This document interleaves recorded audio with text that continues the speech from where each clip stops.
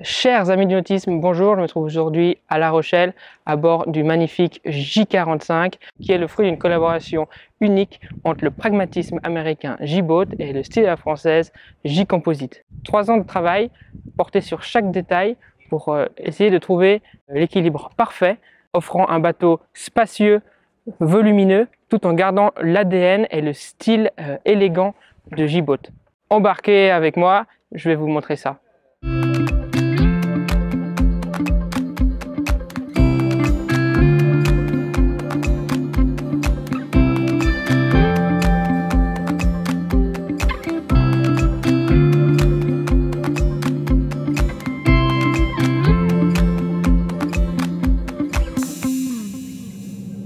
Sur le pont avant de ce J45, on retrouve tout au bout une définière qui permet de venir loger l'ancre en position remontée, ainsi qu'amurer des voiles d'avant, que ce soit un Code Zero ou un spinnaker.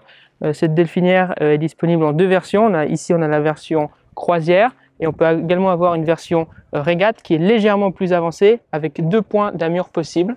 Ensuite, on retrouve un enrouleur de génois. Dans la version performance, on peut l'avoir également en version flat deck, c'est-à-dire qu'elle est légèrement plus fine et plus basse, ce qui permet d'avoir un meilleur recouvrement de génois. Juste derrière, on retrouve des taquets qui sont amovibles, qui se permettent de se plier à plat le pont, ce qui évite de venir crocher des voiles d'avant ou même des écoutes.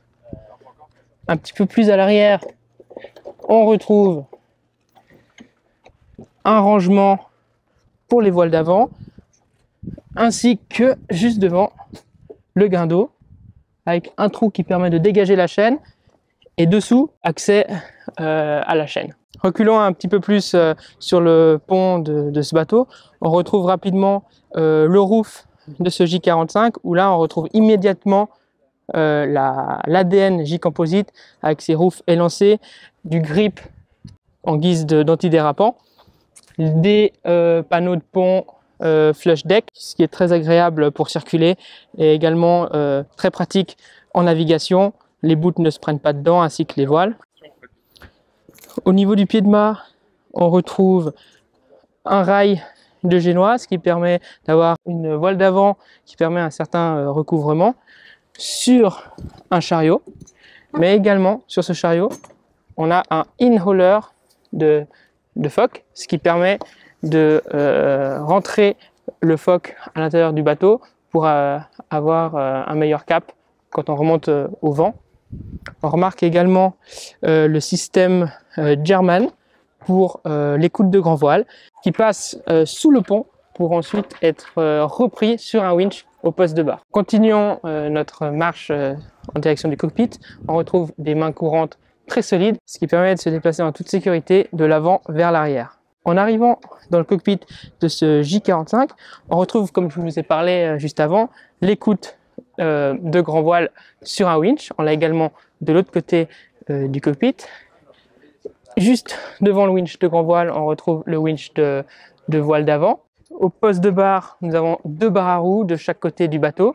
À préciser que ce bateau est un monosafran, ce qui fait partie bien évidemment de l'ADN de J-Boat.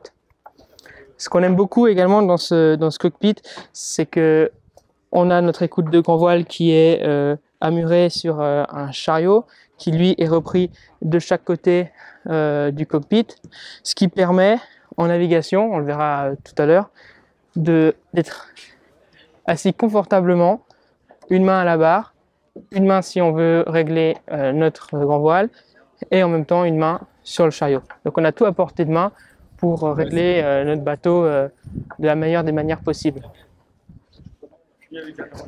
Si on continue vers l'arrière du bateau, on retrouve le Patara qui est hydraulique et réglable sur le panneau ici. Toujours à l'arrière de ce J45, on retrouve une plateforme de bain, ce qui est très agréable pour descendre dans l'eau, avec également une échelle télescopique qui vient s'intégrer parfaitement à l'arrière de cette plateforme.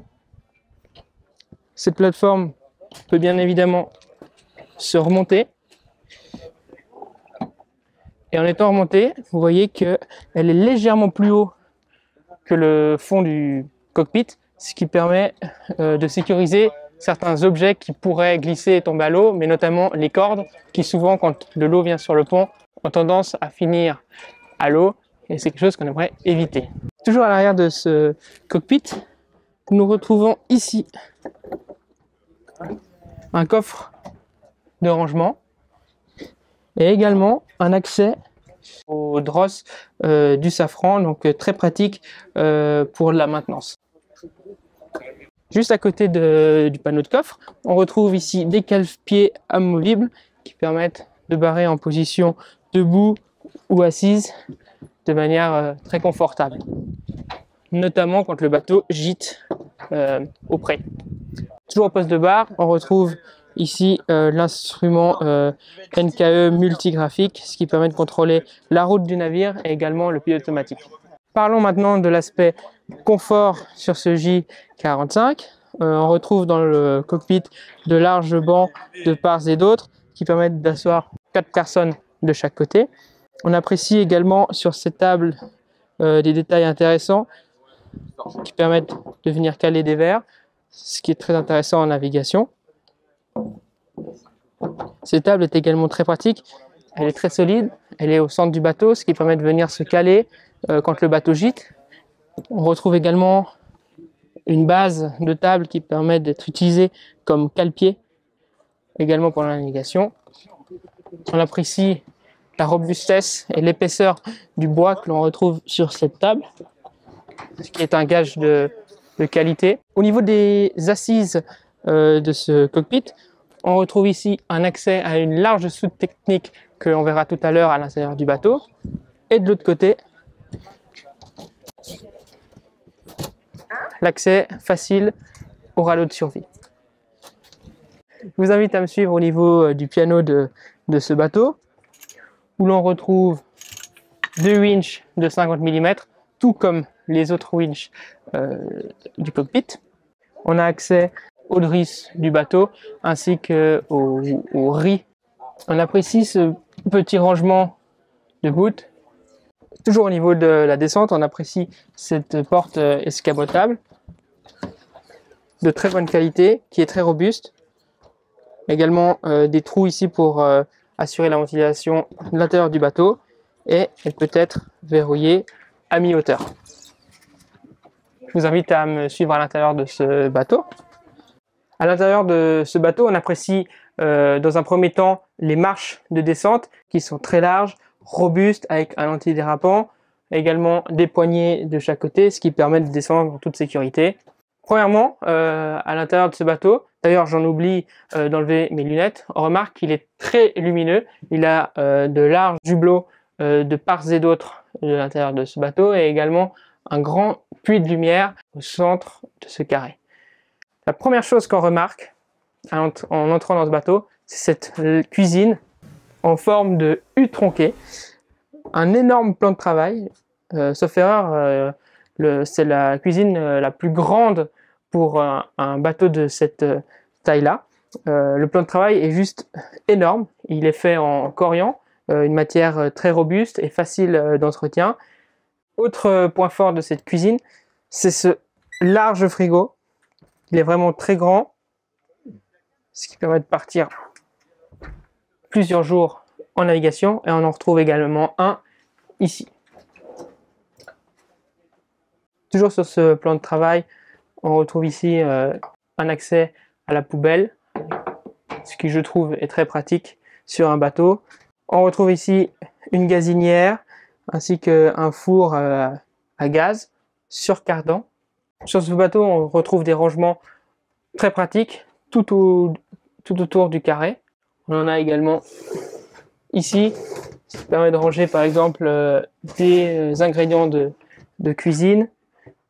On en a des tiroirs à peu près partout, c'est quelque chose qu'on apprécie beaucoup. On en a même ici sous la table à cartes. On apprécie la qualité de finition. Au passage, on remarque que ce bateau est doté d'une véritable table à cartes, confortable, On peut y équiper un ordinateur comme on le voit ici, mais également d'autres instruments électroniques. On retrouve un banc d'1,80 m qui permet de faire également lit de veille. En face de moi, je retrouve une table très robuste. On dirait presque que c'est du bois massif. Il est également possible de venir installer ici 2 chaises, ce qui permet d'installer 2 convives supplémentaires. Mais sur ce carré, on peut facilement y asseoir 8 personnes. Cette table peut être également disponible en version amovible, c'est-à-dire qu'elle pourrait descendre et offrir un lit supplémentaire. Autre point important sur ce J45, c'est que ici vous voyez, entre la coque et l'aménagement intérieur, l'espace est très fin. Isabelle Racoupeau et le chantier J-Composite ont voulu maximiser l'espace intérieur tout en gardant une carène élégante de l'ADN J. En quittant le carré vers la cabine avant, on remarque ici qu'on a une main courante très solide. On peut venir s'y suspendre. On a également une main courante au niveau de la cuisine et au niveau du mât, ce qui permet de se déplacer en toute sécurité en navigation à bord de ce bateau.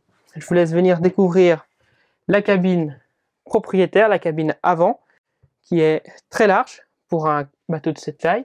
On a également des rangements un peu partout. Sous le lit, on a un tanker d'eau, donc on ne bénéficie pas d'une place de rangement, mais ça permet d'équilibrer le poids du navire, surtout si on part en croisière, on va avoir beaucoup de poids à l'intérieur au centre du bateau et ça permet d'équilibrer le tout. Ici on retrouve une salle d'eau spacieuse, on peut facilement se tourner dans tous les sens. Également des rangements de part et d'autre et une douche qui peut être séparée. Et ça on apprécie toujours quand les toilettes peuvent être secs après la douche. Encore un point intéressant dans cette salle d'eau, c'est qu'on a un accès facile ici où on peut ouvrir l'hublot pour aérer le tout. Pas de rangement sous le lit car il loge un tanker d'eau, mais on retrouve comme dans le carré la philosophie des rangements longitudinaux ici dans la cabine propriétaire, ce qui permet de compenser l'espace que l'on ne peut pas retrouver sous le lit. À l'arrière, on va retrouver une cabine double ainsi qu'une salle d'eau. Ce bateau est disponible en 2 versions, une version 3 cabines et une version 2 cabines. Ici, on retrouve un lit double, très spacieux, avec encore une fois des rangements. Des rangements ici pour les chaussures.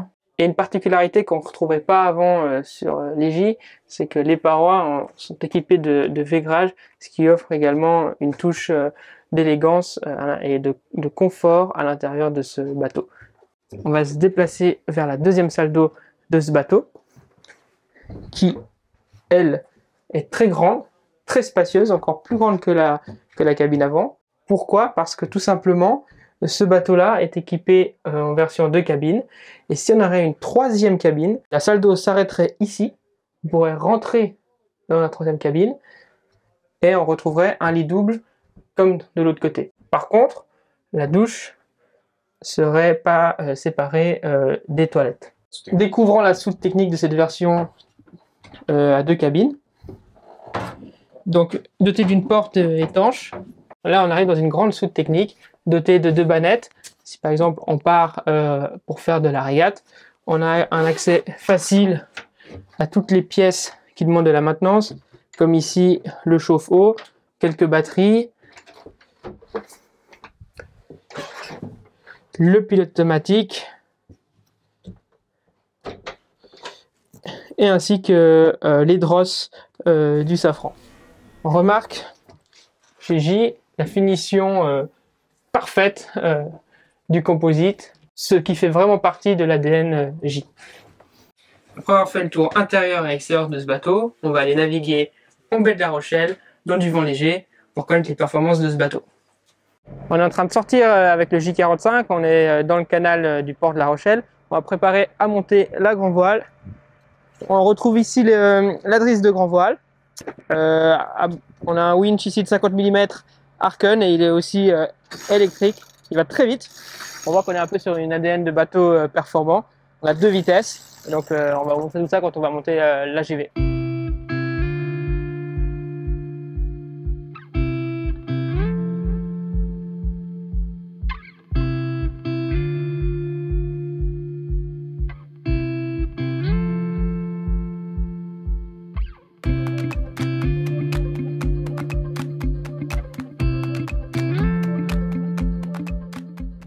Nous voilà sortis du chenal, toute voile dehors, on a le génois qui est déroulé et la grand voile haute. On a environ 5 nœuds de vent. Le bateau est très réactif à la barre grâce à son monosafran de 2 mètres de long. On remonte sur un angle de 35 degrés au vent, c'est vraiment bien pour faire du près. On est sur des angles de bateau de voilier de course. Ce qu'on peut dire, c'est que le bateau est très sensible à la barre. Ça, c'est grâce à son safran 2 mètres de long. Et donc, on va à une vitesse de 5 nœuds, ce qui est absolument incroyable pour un bateau de croisière de 45 pieds. Donc, on arrive à matcher la vitesse du vent au près à 35 degrés du vent. Ce que je voulais aussi ajouter, et ce que je vous ai déjà dit dans la présentation au port, c'est que ce poste de barre est très agréable. Parce que là, vous voyez, je suis assis très confortablement, j'ai une vue parfaite sur les pelons. Et surtout, j'ai accès directement, grâce au German System, à mon écoute de grand voile, que je peux venir ajuster en tout temps, en naviguant, la choper ou bien l'aborder facilement grâce à ce winch. Et j'ai également accès, pour des réglages encore plus fins, à mon chariot, juste ici. Et donc ça, c'est quand même... ça montre comme quoi J a une expérience du nautisme et également de la régate, ce qui rend la marche du navire très agréable. Si on descend un peu plus bas, au niveau du réglage de Fock, le génois ici, on retrouve toujours un winch Sharken 50 mm. Et voilà, on peut le régler facilement grâce à l'écoute. Et comme on l'avait dit un petit peu plus tôt dans la vidéo, on a un rail de chariot de Fock qui permet un réglage longitudinal pour ouvrir la chute et fermer la chute. Et on retrouve également le in-hauler de Fock. Si vous venez, on peut aller voir, jeter un petit coup d'œil. Voilà, on retrouve ici, comme je l'avais dit, l'in-hauler de Fock.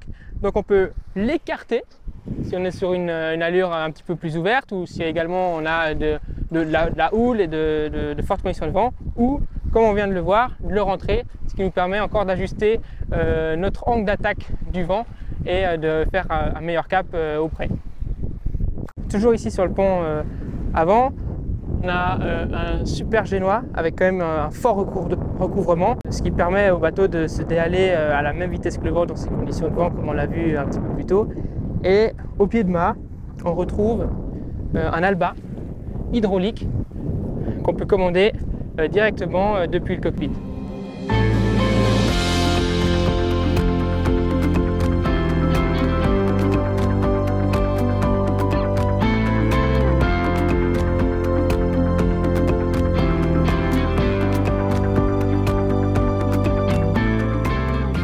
On parlait tout à l'heure du système hydraulique de réglage de Patara mais également d'Alba.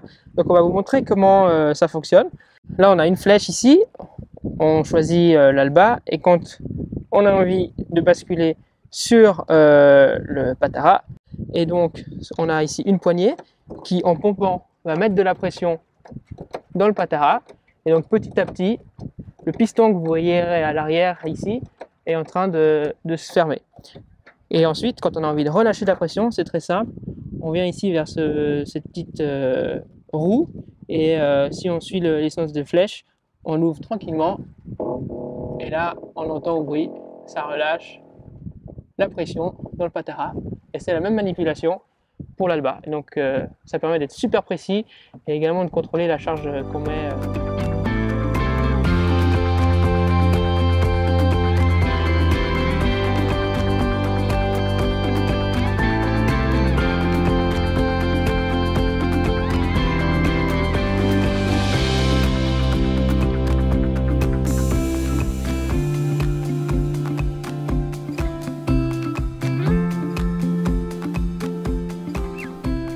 passer quelques minutes au pré. Nous allons préparer le spinnaker, un spi asymétrique, pour pouvoir redescendre sur le port de La Rochelle.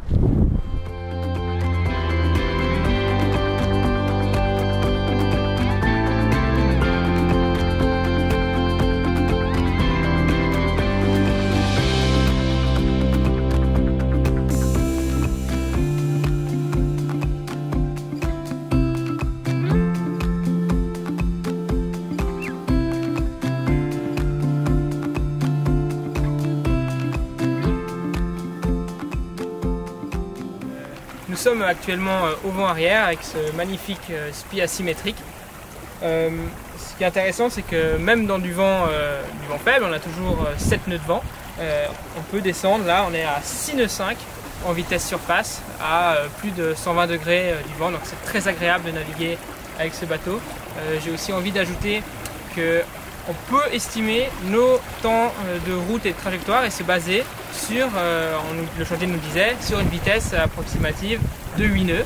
Donc qu'on soit à la voile ou au moteur, on arrive facilement à atteindre les 8 nœuds. On parlait d'une vitesse de croisière au moteur à 2200 tours à une vitesse de 9 nœuds, donc c'est très rapide et c'est très agréable quand on fait de la croisière. On parlait notamment de performance, le bateau est très fin au réglage. Juste le fait par exemple de lever ou d'abattre, voire de choquer légèrement son spinnaker nous permet de vite ressentir la différence de vitesse. Donc c'est aussi très agréable en navigation, à se faire plaisir, à essayer de régler son bateau. On a également ce safran qui fait 2 mètres de long, qui nous permet de, même sous spi asymétrique en angle serré, d'obtenir une croche incroyable, qui est aussi un gage de sécurité. Et on apprécie vraiment naviguer à bord de ce bateau et aussi se faire plaisir. On pourrait rajouter un tourmentin ici sur un étai largable qui reviendrait sur un foc autovireur pour l'utiliser lors de gros temps. Voilà, c'est tout pour cette vidéo à bord du J45. J'espère que vous avez apprécié ce moment, comme nous l'avons apprécié ce soir au soleil couchant.